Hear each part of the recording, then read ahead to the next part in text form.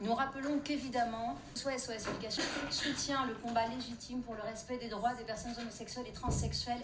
Notre alerte porte sur l'idéologie du genre à l'école qui prône l'autodétermination d'un genre ressenti sans lien avec le sexe de naissance. Je vais reprendre les propos du docteur Roberto D'Angelo, psychiatre et psychanalyste. Il dit très bien les choses. On dit aux jeunes enfants qu'ils peuvent être des filles à l'extérieur mais des garçons à l'intérieur ou inversement. C'est une campagne organisée pour parler aux enfants de la diversité.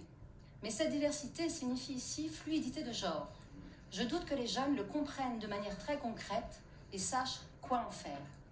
Il n'est pas question ici de savoir si l'idéologie trans affirmative est dans l'école puisqu'elle y est.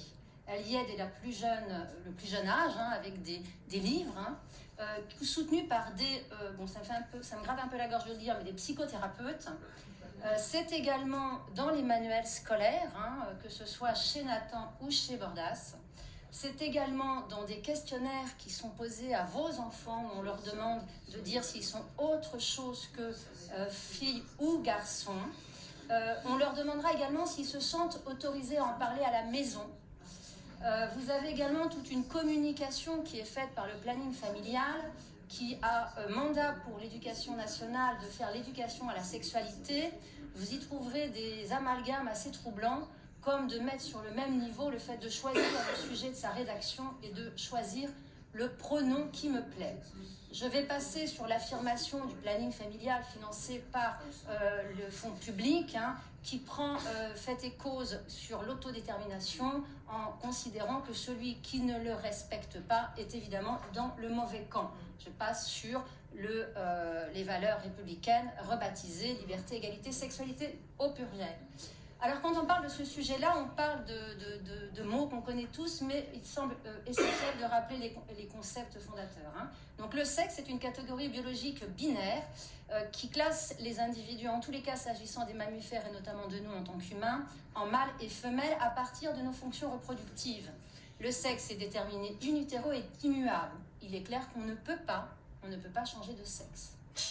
On peut changer l'apparence de son sexe, mais on ne peut pas changer de sexe.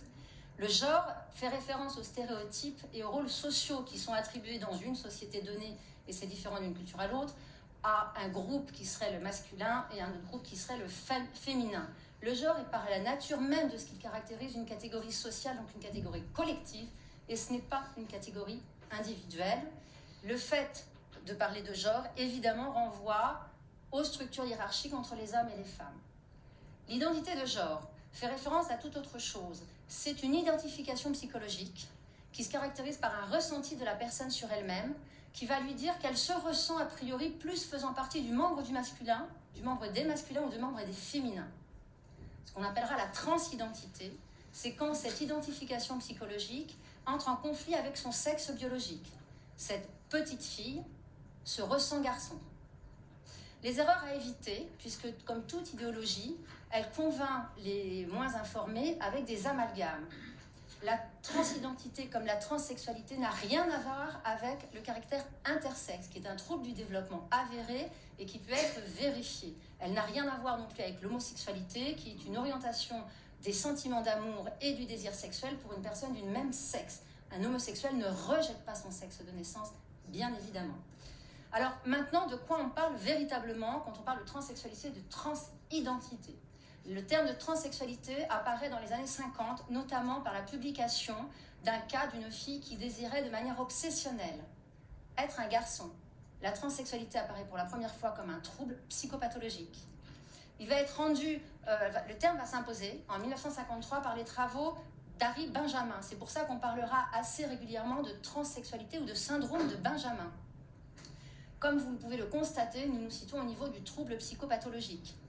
Alors, il se caractérise comment, ce trouble? C'est une condition humaine très rare, excessivement douloureuse, dont l'origine et la raison sont l'incongruence intimement ressentie entre un sexe psychique qui est en conflit avec un sexe biologique.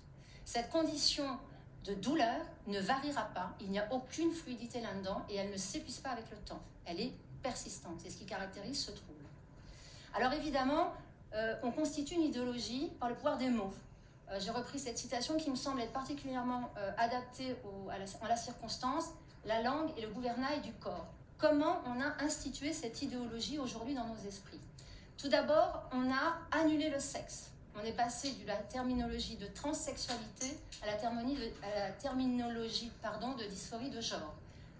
À ce moment-là, on reste toujours sur un trouble. Vous connaissez tous les troubles 10. Le préfixe 10 sous-entend qu'il y a un dysfonctionnement.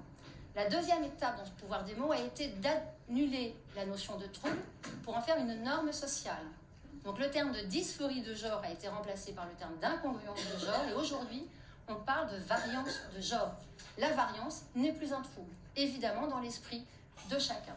Alors le pouvoir des mots a eu pour conséquence de remplacer la transsexualité qui était un trouble, qui se rencontrait chez des enfants très jeunes, entre 2 et 4 ans, avec un nombre très minime d'enfants concernés, évidemment, et avec une surreprésentation masculine par rapport au féminin, où il y a un rejet de son sexe et aucune fluidité.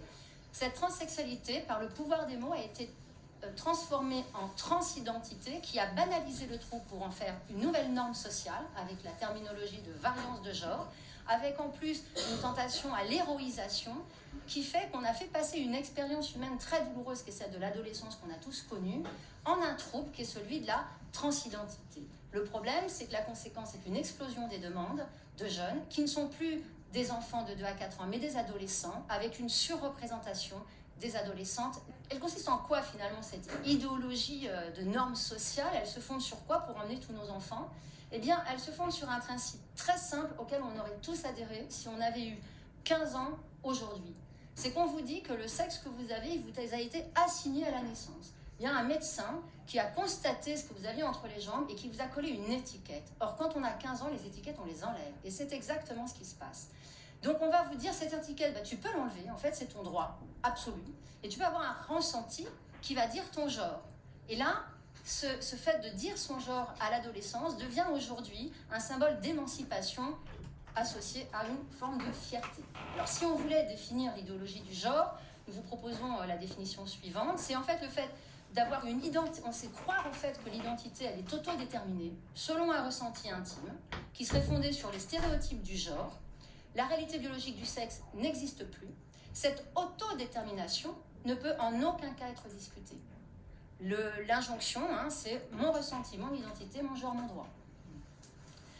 Alors, évidemment, on est envahi à tous les niveaux, que ce soit par les communications, par la publicité, par les séries, par les films, à l'école, d'une survalorisation, d'une héroïsation de cette transidentité. À tel point que la nouvelle génération a énormément de mal à s'identifier par son sexe. Voyez cette étude de l'IFOP en 2020, qui ne traitait absolument pas de notre sujet, et on constate que 22% des 18-30 ans refusent de cocher femme ou homme, et donc ils cochent autre. Alors, aux États-Unis, ils ont posé une question différente, et ils sont allés plus loin, et en 2008, quand ils demandaient aux étudiantes combien d'entre elles s'identifiaient transgenres, ils avaient 1 sur 2000 qui s'identifiaient transgenres. Quelques années plus tard, en 2021, c'est 1 sur 20. Alors, la transidentité est une chose, la transition en est une autre. Je vais aller très vite. La transition, elle se fait en 3 étapes. En premier lieu, la transition sociale, ensuite médicale, ensuite chirurgicale. Je m'arrête 1 seconde sur la transition sociale, c'est-à-dire la reconnaissance dans la sphère publique du fait de ne pas être dans le bon corps et de vouloir changer de prénom, de pronom, de vêtements et d'apparence physique en ciblant le stéréotype du genre que l'on veut, dans lequel on se sent le plus à l'aise. C'est évidemment cette transition-là qui est institutionnalisée dans l'école publique depuis la circulaire Blanquer. Alors, ce qui est important, c'est de bien comprendre que cette trans-communauté a une emprise sur les jeunes. Et cette emprise, elle passe par la transition sociale, qui en fait est une transition à part entière, contrairement à ce que nous fait croire la circulaire Blanquer. Et tous les récits confirment cela. L'enfant s'isole.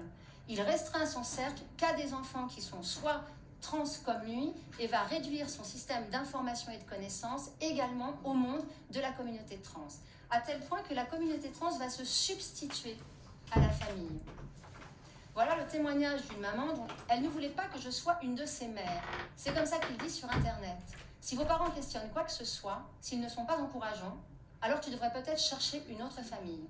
Je tiens à vous sensibiliser sur le fait qu'en France aujourd'hui, nous accompagnons plusieurs familles dont les enfants ont été retirés sans motif véritable, qui sont placés aujourd'hui dans des structures d'urgence, livrés à eux-mêmes, déscolarisés et qui n'ont plus de soutien psychologique. Kenneth Zucker, qui est un professeur extrêmement émérite dans le sujet, et qu'on a payé d'ailleurs le prix puisqu'il a été d'abord licencié avant que toute la communauté internationale se mobilise pour qu'il soit réhabilité, a postulé une analyse qui me semble intéressante. C'est-à-dire qu'il a différencié la notion de dysphorie, qui est effectivement cette transsexualité historique, avec la notion d'euphorie, qui est le mouvement que l'on voit actuellement.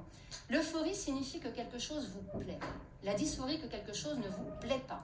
Les enfants de 2 ou 3 ans viendront parce que l'enfant lui-même exprime un mécontentement important vis-à-vis du fait d'être un garçon ou d'être une fille. Ce qui arrive aujourd'hui ne ressemble pas du tout à ça. Voici le témoignage d'une jeune fille qui a également détransitionné. Je voyais sur les réseaux sociaux des personnes trans qui avaient l'air tellement heureuses que je me suis dit, j'ai envie d'en être. Voilà ce qui pourrait caractériser un récit euphorie par rapport à un récit de dysphorie. Alors le problème de cette idéologie, c'est qu'elle fait croire que le sentiment et le ressenti de l'enfant est par nature même éclairé.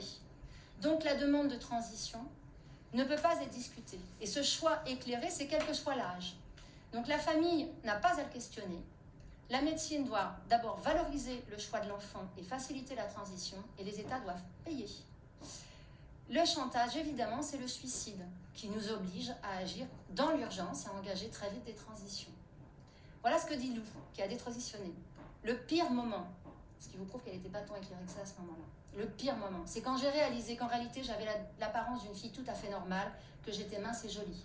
Je vous ai fait gré de la suite. J'aurai maintenant un corps effrayant et je ne peux plus rien. Alors le problème, c'est que cette souffrance d'adolescente qui est réelle, elle est cachée par cette fausse transidentité et qu'il y a des risques très importants de faux diagnostics qui vont engager des enfants dans des transitions avec des conséquences médicales dramatiques pour leur santé, évidemment psychique et physique. Le problème qu'on rencontre aujourd'hui, et c'est pour ça qu'on est heureux que vous soyez si nombreux, c'est que la protection des enfants est en dessous de l'enjeu politique. L'Académie de médecine a pourtant publié une mise en garde, un appel à la prudence. Dans les jours qui ont suivi, le gouvernement mobilisait des conseillers scientifiques, un rapport du ministère de la Santé, la Haute Autorité de Santé, avec des commissions toutes complètement infiltrées. Elles vous diront que des études vous prouvent que c'est bon pour l'enfant.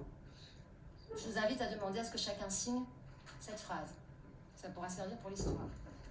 Alors comment on en est arrivé là? Parce qu'il y a un lobbying international absolument époustouflant, redoutable, extraordinairement financé.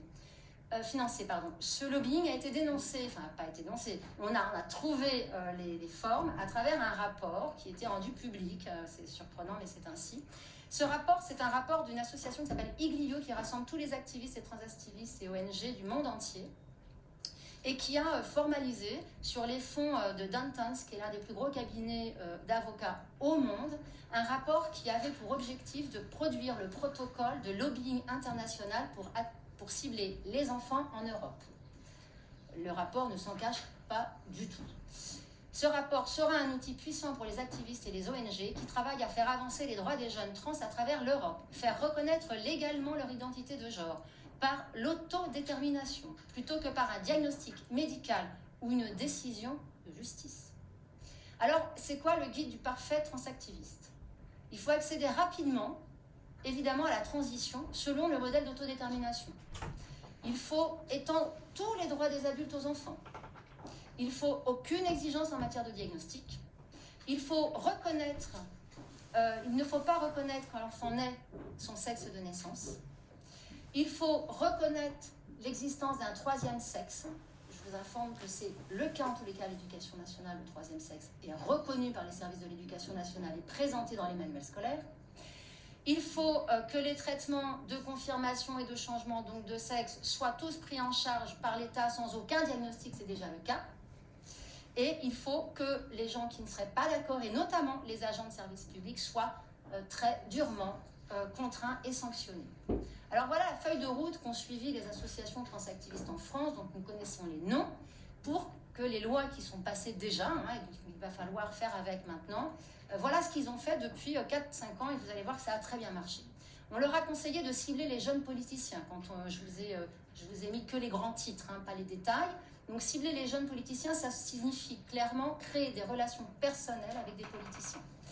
On leur a dit de démédicaliser la campagne. Il ne faut surtout pas parler des effets, des traitements médicaux sur la santé psychique et physique catastrophique des enfants, et bien sûr ne pas parler des chirurgies de réassignation et de leur effet catastrophique d'automutilation sur des enfants qui ne sont pas malades. On leur a dit de s'accrocher à des récits personnels pour développer de l'empathie dans l'opinion publique. Et puis ces récits, on leur a demandé surtout de les mettre en scène. Et là, j'ai gardé la phrase qu'elle vaut quand même son pesant de cacahuètes pour influencer les perceptions du public. On leur a dit également de devancer l'ordre du gouvernement, c'est-à-dire d'écrire les lois avant que le gouvernement n'ait même mis la loi dans l'agenda. On leur a dit d'utiliser les droits de l'homme. Vous pourrez relire toutes les lois, et notamment la circulaire Blanquer, ses références permanentes aux droits de l'homme. On oublie par contre le droit fondamental, qui s'impose à nous tous, ses priorités à l'intérêt supérieur de l'enfant. Alors, on vous dit aussi de lier votre campagne à une réforme populaire.